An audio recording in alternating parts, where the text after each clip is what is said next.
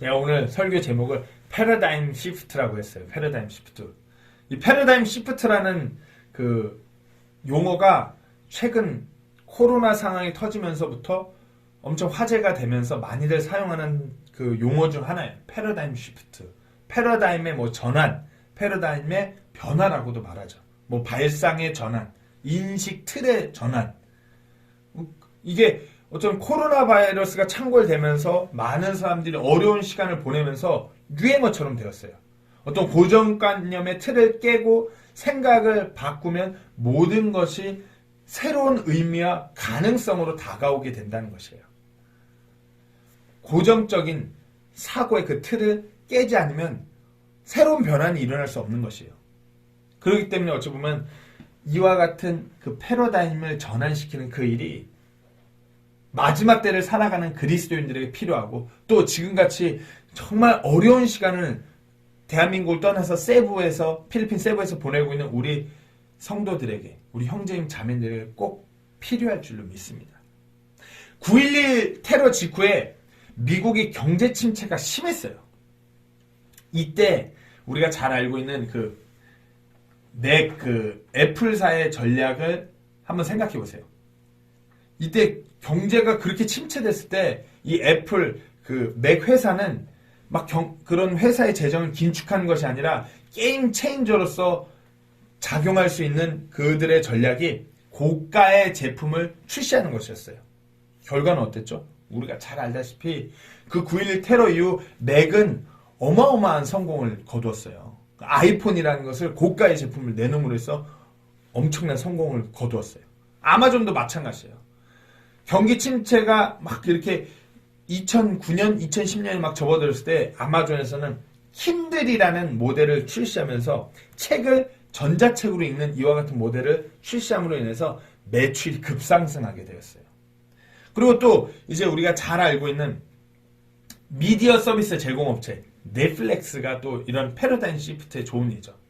비관론자들은 이 기업이 망할 거라고 예측했어요. 이거 안 된다. 하지만 넷플릭스는 이제 코로나가 창궐하면서부터 이 넷플릭스는 엄청난 성공을 거두면서 성장을 거둬가면서 단계마다 모든 엔터테인먼트 업계의 그런 구조 자체를 싹 바꿔놓는 계기를 만들면서 어마어마하게 커졌던 기업이 바로 이 넷플릭스예요. 위기가 그런 어떤 상황이나 위기가 시작될 때 정말 불확실한 그런 어떤 이 패러다임 전환의 패러다임 시프트에 기꺼이 기업들이 위험을 무릅쓰고 데미지를 무릅쓰고 변화를 주도하겠다고 앞장서 나가자 놀랍게 성장했어요. 정말 어려운 시기에 정말 이거 될까? 어떡하지? 이게 과연 될 수 있을까? 이렇게 하는 게 맞아? 아무도 이렇게 하지 않는데? 이럴 때 이런 패러다임 시프트를 갖고 온 기업들은 성공했어요.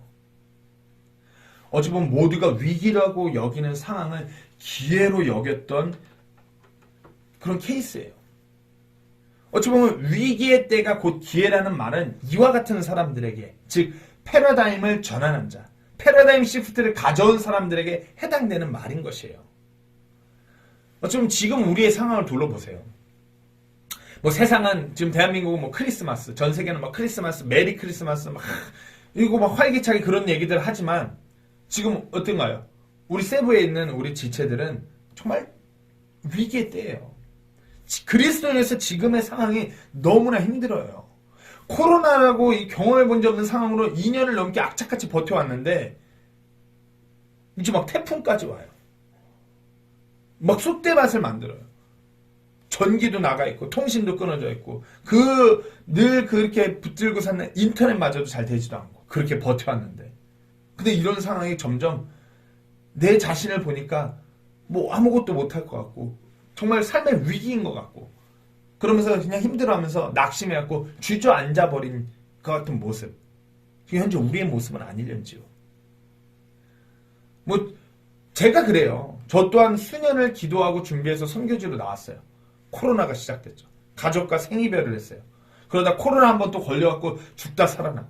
코로나 시간은 계속 길어지고 이제 태풍이 와서 교회 지체들과 함께 모이려나 하는 계획조차도 이게 어떻게 계획하기 쉽지 않고 세부, 보울의 믿는 지체들의 어떤 생사조차 알 수 없는 상황으로 그렇게 흘러가면서 뭐 아무것도 할 수 없고 이런 상황에 저를 자신을 보니까 주저앉아 버린 것 같아요. 나약한 제 자신만을 보는 것 같아요. 아무것도 한 것도 없고 할 수도 없고 아무것도 없는, 그리고 앞으로 이와 같은 상황에 내가 무엇을 할 수 있단 말인가. 이와 같은 상황에 내가 과연 아무것도 없는데 내가 과연 이렇게 한다고 해서 내가 과연 뭘 할 수 있나.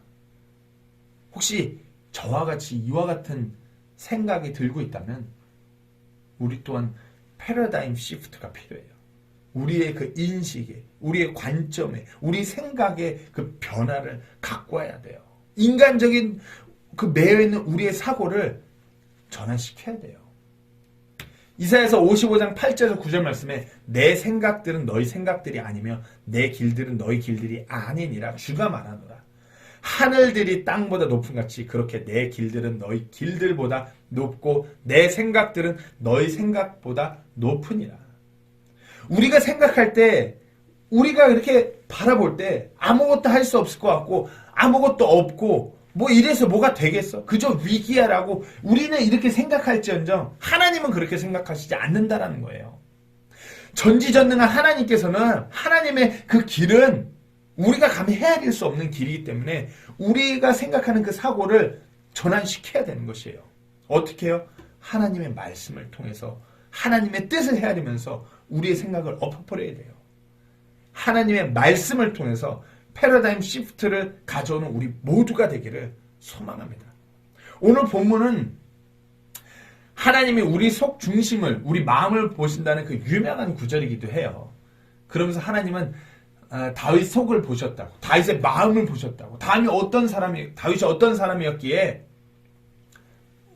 하나님께서 그러셨다. 다들 그래서 이 7절의 말씀을 읽으면서 그 하나님의 집중했던 그 다윗의 마음에 많이 집중을 해요. 근데 오늘 본문 7절을 다시 곰곰이 읽어보면 다윗의 마음에 집중하셨지만 이 말씀을 하신 그 대상은 사무엘이었어요. 사무엘에게 말씀하셨어요. 그거 아니라고. 사무엘, 너의 그 패러다임이 아니라고. 너랑 나랑 틀려. 어떻게 해요? 그러니까 바꾸라고.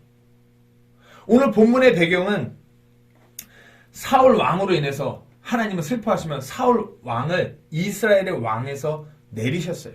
그리고 다른 누군가를 기름 부으셔서 세우시겠다고 말씀하셔서 사무엘은 그렇게 베들레헴에 왔고요.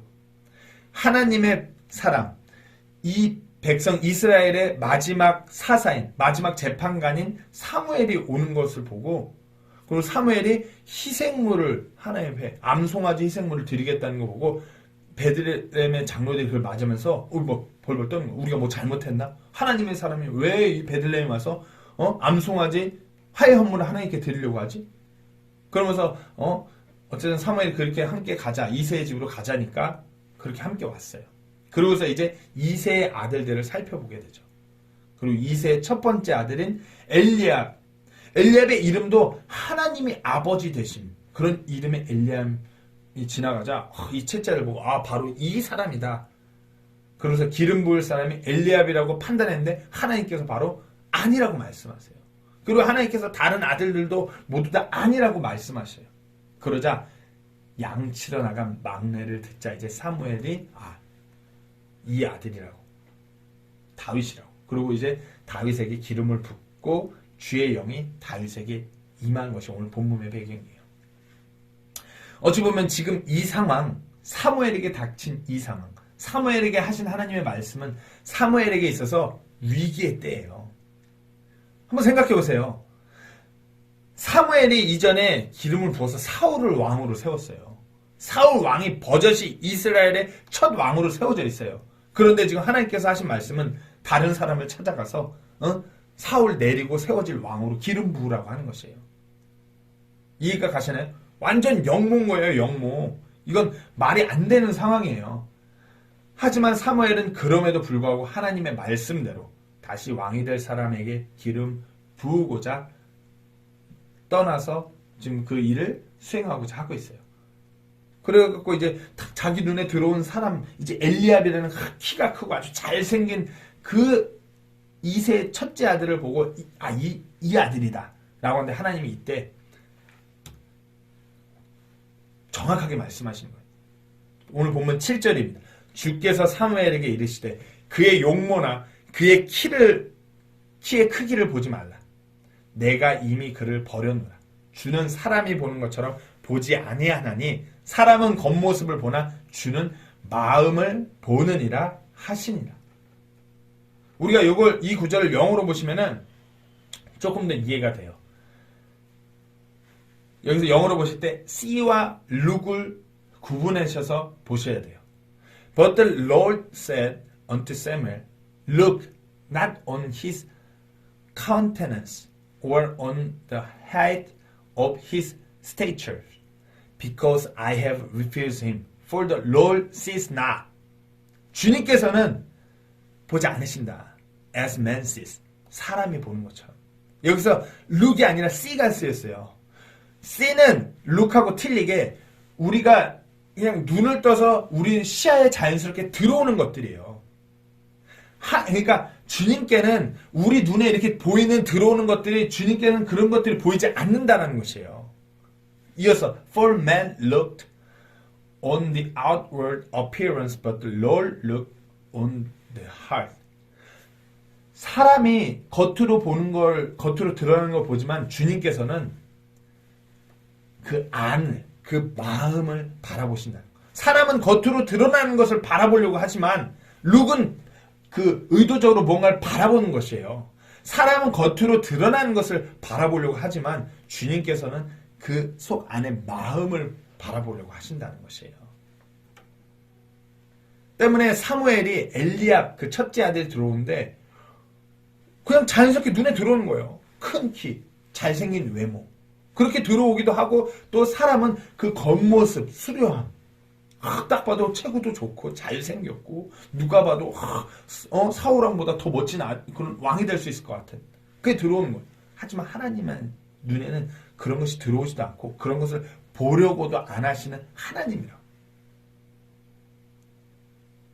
하나님이 보시고자 하는 것과 우리 사람이 보는 것 또한 즉 그 관점이 아예 틀리다는 것이에요. 그래서 사무엘에게 이 말씀을 하신 것이에요. 너가 이해가 안 되는 이 상황에서 나는 내 식대로 내가 일하려고 하니까 너의 그 패러다임, 너의 관점을, 너의 그 인식을 바꿔야 된다라고 말씀하시는 것이에요. 너의 그 관점에서 너가 이전에 세웠던 그 왕, 사울 왕 틀렸지? 그럼 이번에도 그와 같이 사람의 눈에 들어오는 대로 사람이 원하는 대로 그와 같은 관점으로 왕을 세우면 안 된다. 그리고 사무엘의 그 인간적인 패러다임이 바뀜으로 놀라운 하나님의 일을 감당했어요. 어려운 상황을 돌파하였어요. 우리도 어찌 보면 이와 같이 우리의 그 패러다임이 전환됨으로 이와 같은 상황에서 놀라운 하나님의 일을 감당하기를 소망합니다. 자, 오늘 보면 1절부터 제가 다시 한번 읽으면서 나누도록 할게요. 주께서 사무엘에게 이르시되 내가 이미 사울을 버려 이스라엘을 통치하지 못하게 하였는데 네가 어느 때까지 그를 위해 애곡하려느냐. 기름을 내 뿔에 채우고 가라. 내가 너를 베들레헴 사람 이새에게 보내리니 이는 내가 나를 위해 그의 아들들 가운데서 한 왕을 예비하였기 때문이니라 하시므로 사무엘이 이르되 내가 어찌 갈 수 있으리까. 사울이 그것을 들으면 나를 죽이리이다 하며 주께서 이르시되 암송아지를 가져가서 말하기를 내가 주께 희생물을 드리러 왔다 하고. 사무엘은 하나님께서 말씀하신 그 일, 그 목적을 달성하는 것을 바라보는 것이 아니라 그저 지금 자신의 상황, 그것을 직면해 있는 그 상황을 보면서 두려워해요. 지금 사울 왕의 버젓이 살아있는데 어찌 다른 자에게 기름을 부을 수 있습니까? 그렇게 하면 사울 왕이 저를 죽일 거예요. 이 상황 가운데 벌벌 떨어요. 4절 5절 한번 다시 읽겠습니다. 사무엘이 주께서 말씀하신 것을 행하여 베들레헴으로 가니 그 고을의 장로들이 그가 오는 것을 보고 떨며 이르되 당신이 평화롭게 오시나이까 하매 그가 이르되 평화롭게 오느니라. 내가 주께 희생물을 드리러 왔으니 너희 자신을 거룩히 구별하고 나와 함께 희생물을 드리러 가자 하고 이새와 그의 아들들을 거룩히 구별한 뒤 그들을 희생물 드리는 일에 초청하니라. 사무엘도 이 상황 앞에 벌벌 떠는데 이번엔 장로들도 또 다른 이 상황 앞에 벌벌 떠는 거예요. 하나님의 사람, 이스라엘의 지도자, 마지막 재판관이자 사사인 이 사무엘이 오는 것을 보고서 헌물로 암송아리를 화해 헌물로 드리겠다고 오니까 화해 헌물이라는 죄의 용서를 받고 정결하게 하는 그 같은 헌물을 드리는 일에 쓰이는 거거든요. 그러니까 암송아지를 들고 화해 헌물을 드리겠다고 사무엘이 베들레헴에 오자 우리가 뭐 잘못하고 있는 거야. 우리 뭐 들킨 거야. 이상하게 벌벌 떠는 것이에요. 어찌 보면 이 장로들도 상황만을 보고서 벌벌 떠는 것이에요. 하지만 하나님은 어떠신가요? 모든 것을 아시는 하나님께서는 그 모든 상황을 넘어서 이루실 일들만을 보고 계시는 것이에요. 그분의 그 목적만을 보고 계시는 것이에요. 모든 상황을 통해서 다윗 왕을 세워서 하나님의 놀라운 일들을 이루어가겠다는 그 목적을 보고 인도하고 계신 하나님이신 것이에요. 우리가 여기서 보는 첫 번째 패러다임 시프트는 사람은 상황을 보지만 하나님은 목적을 보신다는 것이에요. 하나님은 그 목적을 전혀 보지 못하고 하나님께서 어떤 일을 이루시겠다 하는지 전혀 보지 못하고 그저 눈앞의 상황만 보고 벌벌 떠는 우리의 그 패러다임을 그것을 바꾸셔서 그 상황을 넘어서 일하시고자 하시는 것이에요. 때문에 우리가 하나님의 그 목적을 바라봐야 되는 것이에요. 그렇잖아요. 지금 우리의 상황이 얼마나 어렵습니까? 얼마나 두렵습니까? 하지만 우리가 아무리 어렵고 아무리 이 상황 앞에서 내가 벌벌 떨고 있다 할지언정 우리가 바라봐야 되는 것은 이 상황이 아니라 이 상황을 뛰어넘어서 일하시는 하나님의 목적을 바라보셔야 돼요. 우리가 이 어려운 때에 세부 지역에 교회가 세워졌어요. 그래갖고 이 어려운 때에 교회가 이렇게 세워졌어. 교회가 그래서 벌벌 떠는 게 맞나요? 이 어려운 때에 이 어려운 지역에 하나님께서 예수 그리스도의 그 몸된 교회를 세우신 그 목적을 바라보셔야 돼요. 그리고 목적을 바라보면서 달려가셔야 되는 것이에요. 그럴 때 우리가 이 어려운 상황도 이 두려운 상황도 견디게 되는 것이며 이 상황을 통하여서 일하시는 하나님을 바라보게 되는 것이에요. 우리가 분명히 하셔야 돼요. 상황이 아니라 하나님의 목적을 바라보셔야 돼요. 하나님은 목적을 보고 계셔요. 우리는 이 안타까운 상황만을 바라보지만 하나님은 목적을 보고 계신다는 걸 분명히 아셔야 됩니다. 오늘 보면 6절부터 다시 한번 읽겠습니다. 그들이 오매 그가 엘리압을 보고 이르기를 주의 기름 부음 받을 자가 참으로 그분 앞에 있도다 하였으나 주께서 사무엘에게 이르시되 그의 용모나 키의 크기를 보지 말라. 내가 이미 그를 버렸노라. 주는 사람이 보는 것처럼 보지 아니하나니 사람은 겉모습을 보나 주는 마음을 보느니라 하시니라. 그때 이새가 아비나답을 불러 사무엘 앞으로 지나가게 하며 그가 이르되 이 사람도 주께서 택하지 아니하셨느니라 하므로. 저 엘리압 아까 말씀드린 그 첫째 아들 엘리압이 들어오자 사무엘은 바로 이자다 싶었어요. 왜? 사무엘은 겉으로 드러나는 것, 어떤 조건적인 것을 보고 있기 때문에. 엘리압은 키도 크고 잘생겼어요. 마치 이전 사울 왕과 같아요. 사무엘기상 9장 2절에 보면 기스에게 아들이 있었는데 그의 이름은 사울이며 그는 준수한 젊은이로 잘생겼더라.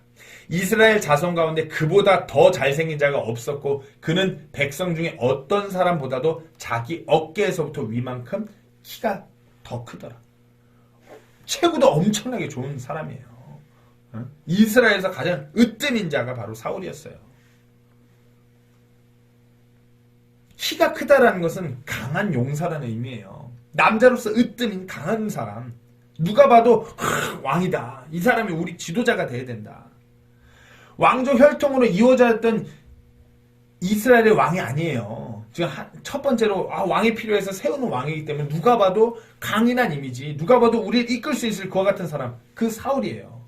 잘생기고 키가 커서. 이렇게 바라보는 그 조건, 그렇게 세워진 사울왕.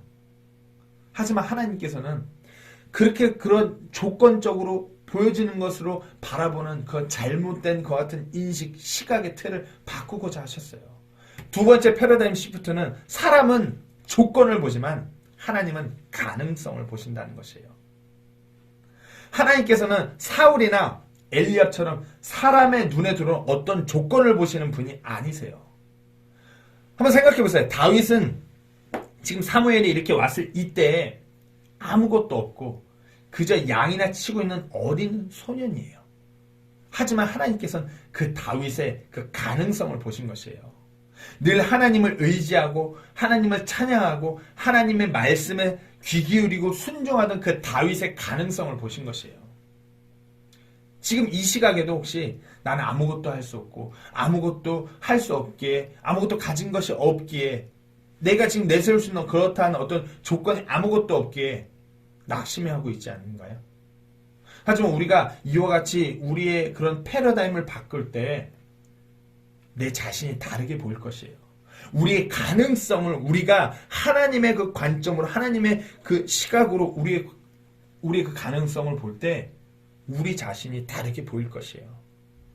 우리가 그 하나님이 바라보신 그 가능성을 세 가지만 한번 나눠보도록 하겠습니다. 먼저 그 마태복음 4장 19절 말씀 제가 한번 읽을게요. 그분께서 그들에게 이르시되 나를 따르라. 내가 너희를 사람들을 낚는 어부가 되게 하리라 하시니. 두 번째 패러다임 시프트에서 그 하나님께서 바라보시는 가능성은 주님을 통한 가능성이에요. 예수님의 제자들은 무지한 어부들이었어요. 제가 무슨 어부들을 배 타는 분들을 디스하는 거 아니에요. 이때 이 시대적 배경으로 어부들은 거친 바다 사람들이었어요. 많이 배운 그럴싸한 유대인들이 아니라 매일 바다에서 힘을 쓰는 사내들이었어요. 많이 배우고 많이 가진 자, 어떤 내노라는 집안 배경이 있는 사람들이 아니었어요. 하지만 예수님께서 말씀하셨죠. 나를 따르라. 내가 너희를 사람들을 낚는 어부가 되게 하겠다. 주님을 따르는 자들은 어떤 인간적인 자신의 능력이 아니라 주님의 능력으로 나아가게 됐던 것이에요. 이것이 바로 주님을 통한 가능성이에요. 우리가 예수님께서 나를 따라라고 말씀하신 그 말씀에 반응해서 우리가 따라갈 때 예수님께서 하시겠다고 하신 대로 능력 주시겠다고 하신 대로 그분께서 그렇게 하시는 것이에요. 우리에게 가능성이 있어요. 왜? 우리가 예수 그리스도를 닮아가고 예수 그리스도를 따라가고 있다라면 그분을 통한 가능성이 우리에게 있는 것이에요. 우리에게. 세상적으로 인간적으로 아무 조건도 내세울 수 없지만 주님을 따라가고 있다라면 주님을 통한 그 엄청난 가능성이 우리 안에 있다는 것을 분명히 아셔야 됩니다. 또 다른 가능성은 말씀을 통한 가능성이에요. 디모데후서 3장 16절 17절 말씀을 읽겠습니다.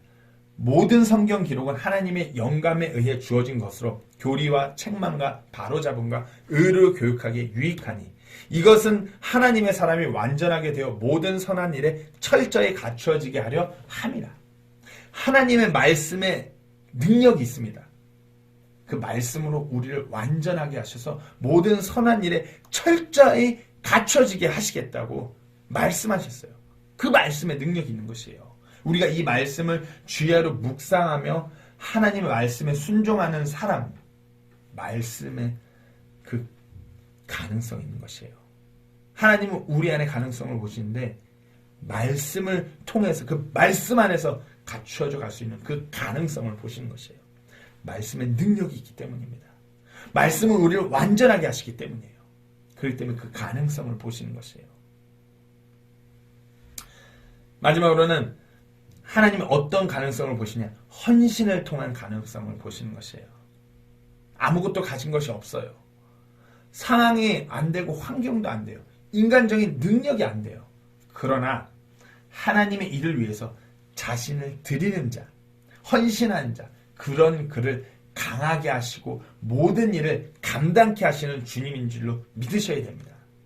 바울은 대표적인 정말 그런 예가 바울이에요. 바울은 예수 그리스도의 그 은혜의 복음을 전하는 그 일에 자신을 드렸어요. 헌신하였어요. 그리고 매 순간순간마다 죽음의 위협을 늘 만났어요. 그러나 결코 흔들리지 아니하고 주님께서 맡긴 그 일을 신실하게 달성해 나갔어요. 그러면서 바울이 빌립보서 4장 13절에 이렇게 고백하죠. 나를 강하게 하시는 그리스도를 통해 내가 모든 것을 할 수 있느니라. 하나님의 영광을 위하여 예수 그리스도의 그 은혜의 복음을 전하는 그 일을 위하여 자신을 드렸어요. 헌신하였어요. 그러니까 하나님께서 어떻게 해요? 그를 강하게 하셔서 모든 것을 할 수 있게끔 하신 것이에요. 헌신한 바울이었기 때문에. 그 가능성이 바울 안에도 있는 그와 같은 헌신을 통한 가능성이 우리 안에도 있는 것이에요. 우리가 아무 조건도 없다고 해도 우리가 하나님의 일을 감당하기 위해서 우리 자신을 들여서 헌신할 때 하나님께서 그 일들을 감당하게끔 우리를 강하게 하시고 우리가 모든 것들을 할 수 있게끔 하나님께서 그렇게 하신 그 가능성 우리 안에 있는 것이에요. 다시 한번 말씀드립니다. 하나님은 어떤 인간적인 조건으로 우리를 바라보시는 분이 아니세요. 하나님은 주 예수님을 믿고 예수 그리스도를 인격적으로 만나서 그분을 내 개인의 구주로 받아들여 구원받고 그 말씀을 신뢰하고 자신을 하나님께 드리는 그 사람에게서 놀라운 가능성을 보시는 것이에요. 하나님의 일을 능히 감당해내고 모든 것을 통해서 하나님을 영광스럽게 하고 그분의 왕국을 확장시키는 그 일을 해낼 수 있는 그 가능성, 그 영적인 가능성을 우리에게서 바라보시는 것이에요. 우리가 지금 아무것도 없고 그저 어려운 상황을 보내고 정말 그냥 하루하루 이렇게 살아서 숨 쉬는 것조차 어렵다고 하여도 하나님께서 우리 외면하고 계시지 않으세요. 하나님께서는 계속해서 우리 안에 그 영적인 그 가능성을 바라보고 계세요. 하지만 우리가 그 가능성, 그 포텐을 터뜨리는 것이 아니라 계속 주저앉아 있기 때문에 우리의 그 패러다임을 바꿔야 되는 것이에요. 계속 본문 5절 6절 읽겠습니다. 그가 이르되 평화롭게 오느냐 내가 주께 희생물을 드리러 왔으니 너희 자신을 거룩히 구별하고 나와 함께 희생물 드리러 가자 하고 이새와 그의 아들들을 거룩히 구별한 뒤 그들을 희생물 드린 일에 초청하느냐. 그들이 오매 그가 엘리압을 보고 이르기를 주의 기름 부음 받을 자가 참으로 그분 앞에 있도다 하였으나. 사무엘이 이새의 아들들을 거룩히 구별하고 희생물 드리는 일에 초청했어요. 거룩히 구별한다는 것은 하나님을 위해서 따로 구분하라는 말이에요. 분리하라는 말이에요. 하나님을 위한 용도이기 때문에 죄와 부정한 것으로부터 분리되라는 말이에요. 그렇게 구별되어서 하나님께 희생물을 드리는 일을 위해 나왔어요. 하나님께 나아가기 위해서 그렇게 구별되어서 들어오는 그들을 보면서 그리고 그렇게 구별된 엘리야를 보면서 당연히 이자라고 사무엘은 판단한 거죠.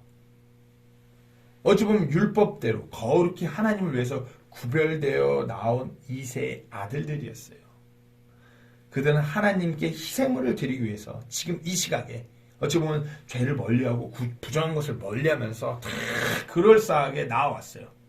하지만 이와 같은 이들의 그 반응을 하나님께서는 보시지 않았다는 것이에요.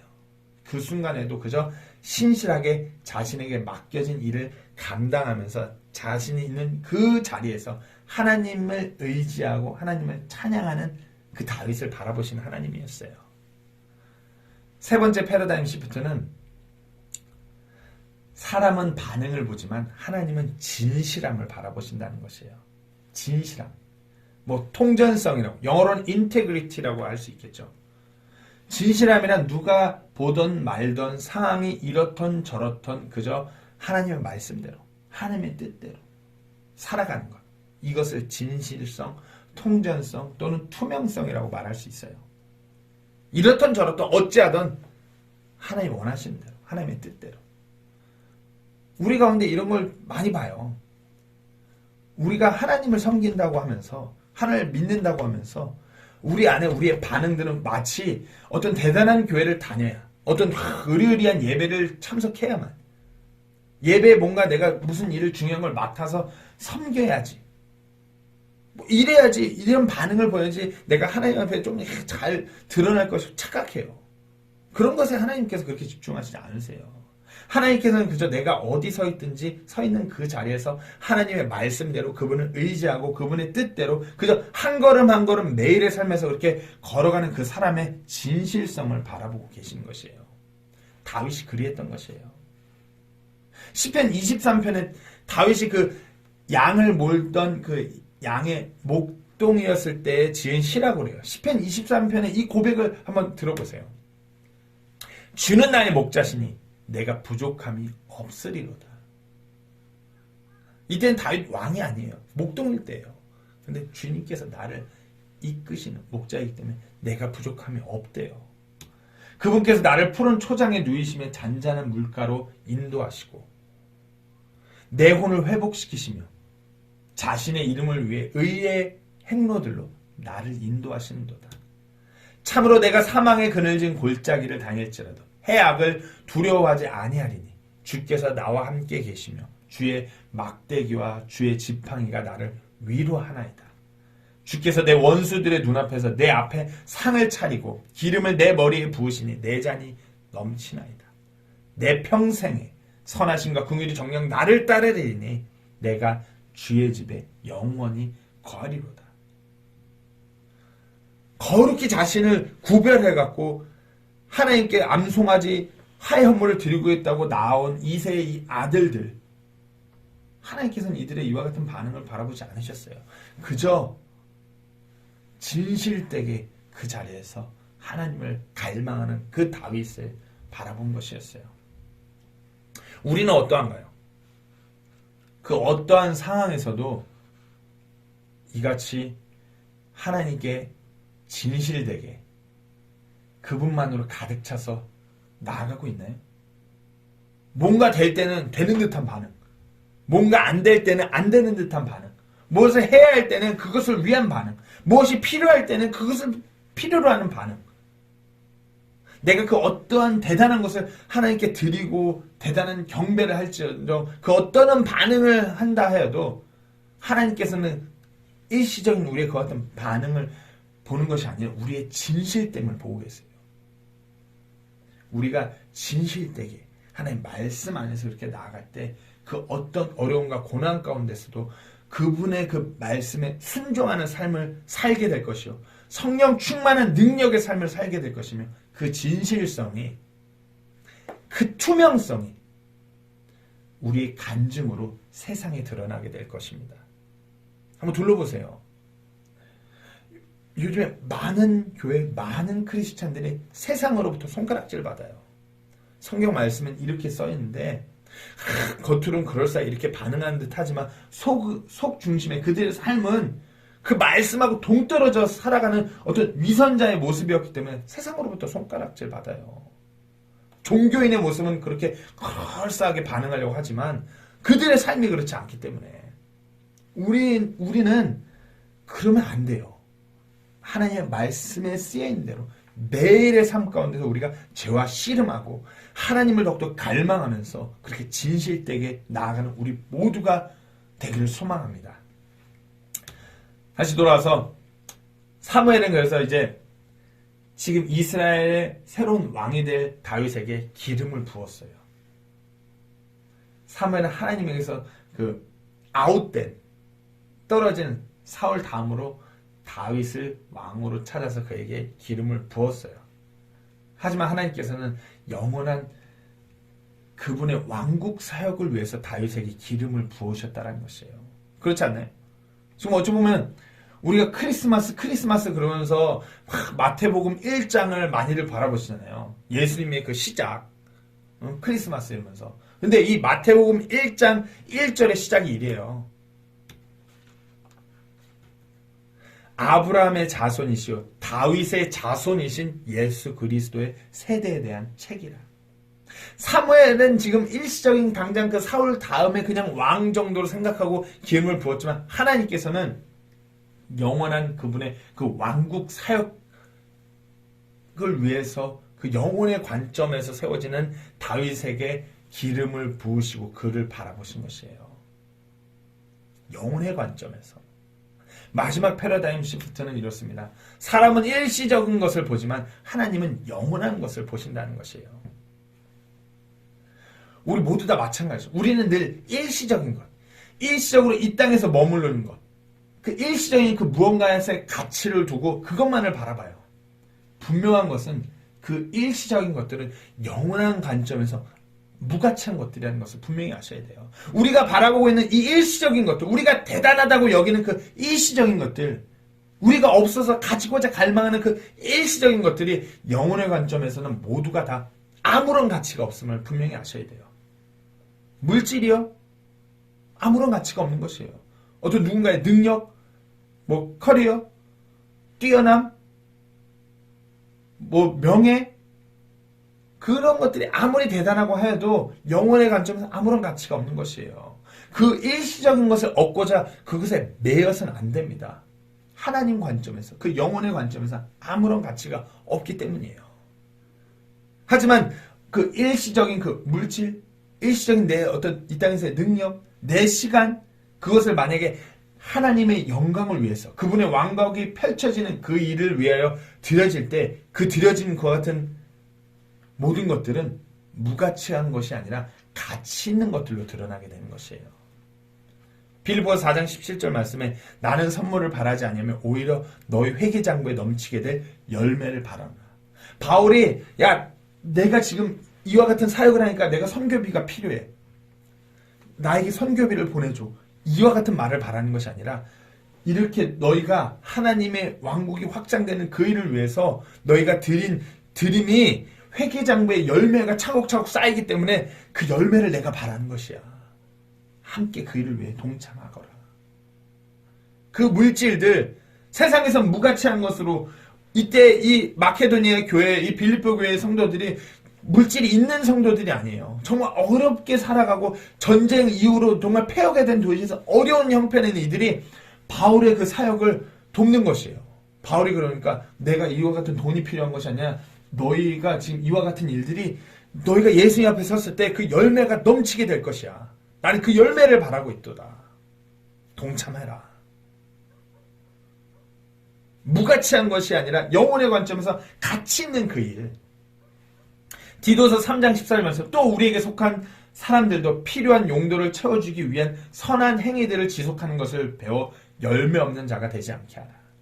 자신들이 그렇게 섬기는 그 섬김, 그것이 열매가 있다는 것이에요. 하나님의 왕국 확장을 위해서 예수 그리스도를 높이기 위해서 그렇게 섬기는 그 선한 행위, 그 섬김이 열매가 있는 것이라고 말하는 것이에요. 아무리 대단한 것을 소유하고 대단한 일들을 할 수 있다고 하여도 그것이 하나님을 위해서가 아니라면 무가치한 것이에요. 하지만 아무리 작은 것, 아무리 사소한 일이라고 하여도 하나님을 위해서라면 그것이 진정 가치 있는 일이요. 하나님의 앞에, 예수님 앞에 섰을 때 그 회개장부의 열매로 남아있게 됨을 분명히 아셔야 돼요. 제가 그 미국에서 학교를 다닐 때 채플 시간에 그 설교 때 누가 이런 말씀을 했어요. 우리가 하나님 그 쓰레기, 휴지 조각 화장실 하나 줍는 일이 정말 사소하고 가치 없는 것처럼 보이지만 그 일을 하나님의 영광을 위해서 한다면 그 화장실에 떨어진 휴지 하나 줍는 것조차 예수 앞에 섰을 때 우리 열매로 기록될 것이다. 이 얘기하니까 진짜 그 하루 이틀은 화장실에 휴지가 전혀 안 떨어져 있더라고요. 미국은 이런 휴지나 이런 게 그게 비용이 많이 저렴하기 때문에 늘 손 닦고 휴지를 이렇게 막 쓰니까 늘 휴지가 넘치거든요. 그럼 막 바닥에 떨어지는 거예요. 더러운 휴지가 아니라 그냥 손 닦고 물 닦은 휴지들. 근데 늘 그게 넘치니까 그 설교를 딱 하고 나니까 애들이 전부 다 그 휴지만 떨어지면 주워갖고 거기다 가만 꾹꾹 누르는 것이에요. 사소한 일이라도 하나님의 영광을 위해서 할 때 열매가 있기 때문에. 하물며 우리가 우리 삶 가운데서 이 어려운 상황에서 정말 우리가 진실되게 하나님의 왕국 확장을 위해서 우리 삶을 드린다면, 우리 물질을 드린다면 어떨까요? 놀라운 열매가 우리 회개장부에 쌓여 있는 것이에요. 설교를 마치겠습니다. 지금 상황이 어려워요. 지금 우리의 상황은 어쩌면 위기의 때예요. 하지만 우리가 지금 우리의 그 패러다임 시프트를 시작할 때 바로 지금이 우리에게 우리 삶 가운데서 기회가 될 것이에요. 하나님을 위해서 위대한 일을 도모할 수 있는 출발선이 될 것입니다. 우리가 그리 되기를 소망합니다. 그 한 목사님께서 이런 말씀하셨어요. 탐 말론 목사님인데 When God wants to do something great, He starts with difficult. But when He wants to do something miraculous, He starts with the impossible. 하나님께서는 큰 일을 이루기 원하시면 어려운 일부터 시작하십니다. 그러나 기적적인 일을 이루시기 원하시면 불가능한 일부터 시작하십니다. 세부 침례교회가 세부에 하나님께서 원하시는 어려운 일을 하기 위해서 세워졌어요. 세부 침례교회가 세부에서 하나님께서 원하시는 기적적인 정말 사망의 그 그늘 아래 있는 죽어가는 혼들을 구원하기 위해 그 기적적인 일을 이루기 위해서 세워졌어요. 때문에 우리가 어려운 일, 불가능한 일들을 시작해야 되는 것이에요. 근데 그 일은 우리의 그 패러다임이 바뀌지 않는다면 감당할 수 없는 그 일이에요. 그저 우리의 그 인간적인 패러다임으로 우리 자신을 바라보고 우리의 조건을 바라보고 우리에게 드러나는 것 같은 걸 바라보고서 결단코 할 수 없는 일들이에요. 진정 빛과 소금이 필요한 이 지역에서 그 눈부시고 짠내나는 그와 같은 교회로 우리가 드러나야 되는 것이에요. 어둠 가운데 죽어가는 저 사람들에게 은혜의 그 복음을 선포하고 혼들을 예수님께로 이끄는 것 같은 교회, 그 불가능한 일들을 이뤄가는 그 교회, 우리의 패러다임을 바꿀 때 우리가 그리 될 것입니다. 우리가 그와 같은 교회가 되기를 간절히 소망합니다. 우리가 우리의 패러다임을 바꿀 때 그분의 그 큰 일을 위해서 어려운 일을 감당할 것이고, 우리가 우리의 그 패러다임을 바꿀 때 그렇게 그분의 기적적인 일을 위해서 불가능한 일을 잘 감당하게 될 것입니다. 다시 한번 말씀드립니다. 우리의 패러다임을 바꾸셔야 됩니다. 우리가 그렇게 패러다임을 바꿈으로 하나님의 일을 도모하는 우리 세부 침례교회 모든 지체들이 되기를 간절히 소망합니다.